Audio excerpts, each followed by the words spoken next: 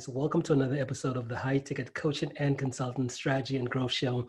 Now, if you listen to this interview anywhere else but within our private Facebook community called High Ticket Client Attraction Insider Circle, then definitely come check us out. We definitely love to have you. And that community was put together specifically for coaches, consultants, and service providers who are serious about getting up to that 6 and that 7-figure level. So if that's you, definitely come check us out. Now, today, I want to introduce you to another one of the members of our community, Kabrina. Welcome, Kabrina. Hi, nice to meet everybody and excited for this fun time together. Awesome, excited too. So, Kabrina, tell the rest of the community, what is it that you do? Yeah, so I am an email marketing and business strategist. So what I do is I help people go from scene to sale. And what we like to say is we screw the funnel and we start the journey. So you're not worried about just funneling people to death in your business. Mm-hmm. Awesome, awesome. So what's your backstory before you got into this line of work? What did you do?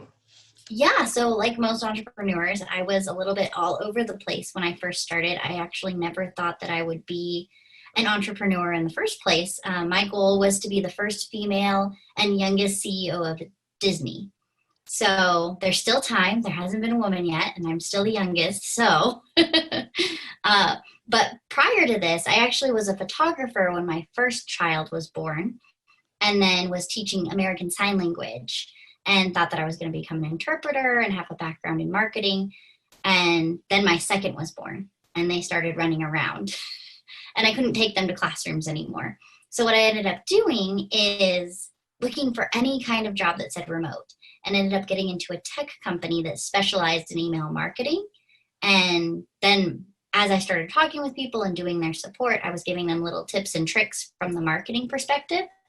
And they started asking me, do you do consulting on the side? Can you help me with this strategy? I'd like to talk to you more about this course creation. And I was like, I don't do that, but it sounds like fun, so let's try it. And I fell into all of this entrepreneurial journey by happenstance. Mm-hmm. Yeah, good stuff, good stuff. It's amazing how in life it's one of those things where we kind of plan things out the way we think they will turn out versus what actually does happen, the way it actually does turn out, right? Yeah, absolutely. Yeah. Okay, good. And you said so you help with the email marketing, right? Yes. Mm-hmm. So what do you define as email marketing? How do you define it? So we actually have 3 different sections of email marketing. So email marketing is the core of your business and the lifeblood of it. And how we like to define it is, so profit is the lifeblood. That's the oxygenated part of the blood. And the unoxygenated part is the leads coming into your email. Mm-hmm. So then as you oxygenate them through nurturing them, that's when it becomes the profit. So the 3 core parts of it is getting people into your email marketing system. That's the lead generation. Then the actual system itself, which is going from scene to sale and nurturing them into clients. And then our third part is actually automating the whole entire system so that you can focus on servicing your clients, having a podcast, doing the things that actually bring life to you as an entrepreneur and why you started your business in the first place. Mm-hmm. Okay, good stuff, good stuff. And with email marketing, so I guess the question becomes, when should you start building an email list? From the start of your business. Mm-hmm. The reason being is because people are not going to just see your stuff and want to buy it. It's like asking somebody to marry you on the first date. They want to get to know you. They want more about you. That's why we watch documentaries. That's why we're so interested in the backstory of things that happen. And, the whole curiosity killed the cat idea. We really want to know about you as a person. And so the earlier you start, the more you can start building that system as you go. So you might only need a couple of emails to nurture people right now as a new consultant or coach. But as you get more into it, then you can work on things that you'll start hearing in the market, like downsells and upsells and how to segment people, which all might sound really scary right now if you're just starting out. But it's so important to be able to say, okay, what journey is this person on when they get onto my list versus just, okay, well, I have this offer and I'm going to pitch it to everybody and see what happens. That's why we have thrown out the funnel idea. And we really take people where they're at when they get on the email list. Like if your demographic is starting out then what's the first product that they need? Then what's the second product that they need? And figuring out what works best for them on their specific journey. Mm-hmm. Good stuff. Good stuff. So what does, I guess the question becomes, what does work in the field look like? Do you offer like a done for you type of service, or is it more based on coaching where you show others how to do it? How do you work with your clients? Yeah, so we actually have 3 different packages that we work one-on-one with people, and that is coaching. Then we have done with you for those entrepreneurs that really want to have their hands in it. And then we also have done for you, which is where you tell us everything, we do the market research for you, and then you come out with this beautifully built system. Mm-hmm. Okay. And your company, you say you craft out the emails, right? Mm-hmm. Yeah. Okay, good. Yeah. Yeah.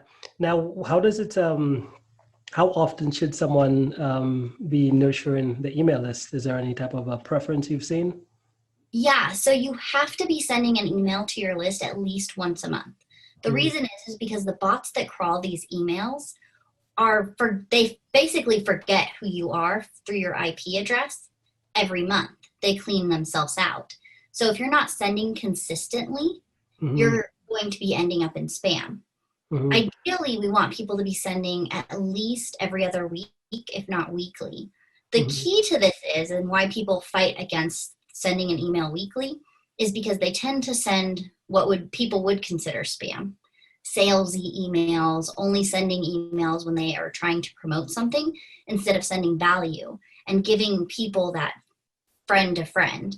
Like if your best friend, you're not going to ignore them for a whole entire month and then be like, hey, I'm selling this cool product. Would you like to come and hang out with me now? So it's that same idea. We're creating this relationship of the one to many. And if you want people to follow you, then you have to have the leadership qualities that people want to follow. And that's why people struggle to not grow their list, to not grow their social media followings, to not get the leads that they're looking for, is because they're not portraying the person that they want people to follow. Mm-hmm. Yeah, that is so true, right? So, and I know one of the biggest things online is, again, you want to, when it comes to individuals, the way people make decisions is they got to know, like, and trust you. And for someone to get to know, like, and trust you, like, you have to almost like take a proactive approach in sharing about you, not wait until they ask, but just sharing about you, so that when they do come to the point of whether it's wanting to make a decision to work with you, they've already kind of got an experience with you, right? Yeah, of course. And that's why your freebies are so important, because that's the first glimpse into how do you work? What kind of information are you giving out? This is why these value pieces, you don't have to give the cow away with the milk, but you have to at least have that free sample idea. Like if you can think back to any experience, like maybe you bought something online and they sent you something extra, or you were able to get something for free as part of a purchase. Those things are so valuable, and it's that extra value add that make people trust you more because they see that you are actually going the extra mile that most people won't. Mm-hmm. Yeah, good stuff. Good stuff. What about because I know there's a lot of individuals, they they've almost, like you heard the saying, like email is dead, right? So there's Yeah. a whole segment of the market saying email is dead, and they don't even really focus on building email lists. They're on social media, Facebook groups, all these different things. So what's your ideas about that? Do you really believe email is dead, or what are your thoughts? Yeah, so email is absolutely not dead. And I say it slightly biased because that's what I do. But also, we've seen it over the last several years where Facebook and Instagram have gone down for 24 hours plus. And you don't own those channels.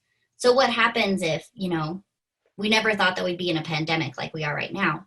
So, anything could happen. If somebody goes out of business tomorrow, you've lost all those people that were following you and they have no way of knowing how to find you. And the other thing is that with email, you're getting into a prime real estate that somebody has.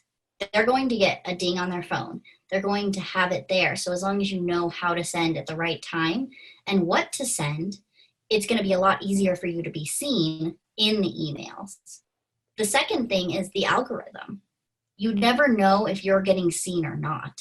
So you could be putting this amazing content out into social media, and only a fraction of the people following you will actually even see it. Yeah, true. And it's one of those things because I was actually talking to one of my clients as well too, and she helps individuals. She helps restaurants grow their business to get more customers, and that's something she's always kind of like preach, which is saying, hey, we gotta build your database because let's say for restaurant owners, most of them believe it's just about getting people into the store, and that's just where everything happens. But with the majority of our clients, what she had them do is say, hey, let's start some type of email contact list, these different types of things. And when COVID-19 really hit, it was amazing to see how most individuals, most restaurants, they were like, why do I need someone's email? Like, I don't need that. And then to see how the situation is now to where COVID-19 hit, so now people aren't really visiting that much to where they lost all communication with the audience. But the ones who did were building that list, now they had the option to say, hey, we now deliver, but they still had a method of being able to communicate with their that ideal person, right? Yeah, well, and it's so valuable, especially because we don't have as much face-to-face now. And you are bombarded because everybody got online. Those people who already had an email list and were already established are going to be the ones that are standing out. And if you just go and look in your email, you're going to be like, oh yeah, X, Y, and Z that I've been following for years are the people that I see all the time in my inbox. And when you do this right, people will be like, oh my gosh, I'm so excited that you sent this to me. Thank you for this information. And they're going to be like, oh my gosh, how did you get in my head like this? It's a nice marriage between what copy are you sending and what ideas, as well as the technical piece of the actual email. Mm-hmm. Yeah, good stuff. So what about the question now becomes with do you recommend having a balance of each social media emails, or do you typically recommend only one or the other? What are your thoughts? Yeah, so what we say is we actually look at it as kind of like a pie chart. Half of it is going to be email, and then the other half is going to be divided between whatever social platforms you decide to be on, whether that be Facebook, Instagram, Twitter, Pinterest, YouTube, all of those. And then taking into account, how are we getting these people that are seeing you, maybe for the first time on any of these platforms, and pulling them into your email so that you can nurture them. You have to think about social media and these other platforms that you don't own as somebody else's party. You're going to somebody else's party and meeting people, and you have to take that information back with you so that you can invite them to your party, which is your email list. Mm-hmm. Okay. And something you shared as well too is as far as a tip wise, right? So you said in terms of with email, it's one of the things where it would probably make sense to at least be in the inbox once, at least once a month for something, just because the algorithm, the bots, whatever, they either forget you or then you end up in spam. So are there any other key insights you can kind of share about email that the average person wouldn't know? Yeah, so most entrepreneurs we work with, they end up sending an email at 10 o'clock at night, because that's when we get to sending that email that's the back of our mind kind of idea. The best time to send to your list is actually Tuesday morning. The reason being is because Monday we're bogged down by all the stuff we're catching up on from the weekend, and we get rid of that by Monday night. So then Tuesday, you want to be at the top of the inbox. So if you're going to be sending on any day of the week, we suggest not sending on Monday, not sending on Friday, because those are the days that people look at their email the least. And then sending, if you're going to send Tuesday, Wednesday, or Thursday, sending in that morning time, that 9 a.m. to 10 a.m. Mm-hmm. Okay, good stuff. Now, what about in terms of, because you said you work with your clients as far as it's the email segment of them, what would you say, I guess, how does it work with you? Does it depend on what type of client you work with, or do you typically have a game plan to where it's like, hey, we got to get something out every single month or something for our clients? How do you determine what type of email campaign, whatever you would recommend that someone put together? Yeah, so what we do is we actually look at what you're launching for the whole entire quarter. Mm-hmm. And we say, okay, here's where we're going to be sending a lot of emails. Let's say that you have a course launching. We're going to be sending a lot of emails during this time. and it's to this specific segment. And then deciding, well, the people that aren't in that segment, here's what we're going to send to them. And then here's just some nurturing things that we send to people that go out to everybody. And the reason for that is that creates that goodwill of you're just giving them that good information within your field to keep them up on it. One, it keeps you top of mind. And two, it gives them that next nudge of, oh yeah, I do need to do that. Oh yeah, it would be great to have a life coach. And then it puts them in that mindset of, oh, and I know exactly who to work with because I just got an email from so-and-so telling me this information. Mm-hmm. Okay. And you mentioned something about nurturing. So what's the difference between, because I know with most individuals who do have an email list, the biggest thing for them is just like, hey, the email, they're there, let me just sell. Or just saying, hey, just pitch the webinar, pitch this thing, pitch my program, just pitch. So how do you recommend balancing the value to the pitch? How would you recommend doing that? Yeah, so we suggest 80-20. It's just like anything in life. We want 80% nurturing to 20% selling, because you don't want to have that. Everybody has that friend who's like, hey, I have this thing. And you don't want to be that friend. You want to be the person who's like, yeah, I've got all this great information for you. Here's, a 30-second segment that I did about how to grow your email list, for example. And then when you do get to that point where you're ready to launch something and you have that big ticket product that's, 1K, 2K, 3K, people are ready to get it because they know what kind of content you're giving them for free. It makes them think, if this is free content, just think about the amazing things that are going to be in this program. Mm-hmm.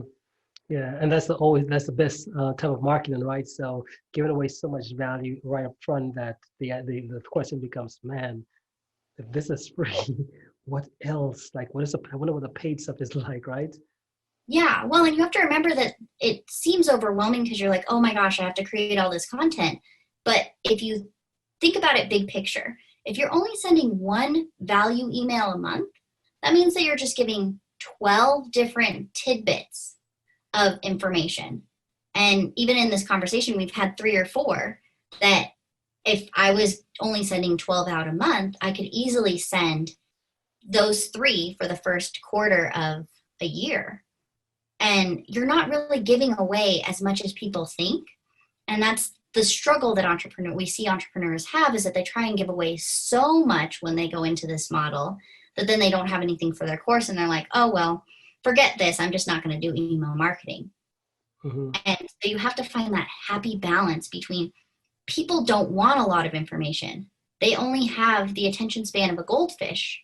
So you have to literally chop it up into little pieces and make it at a 4th grade level when you're writing your copy so that people can have the ability to really process that.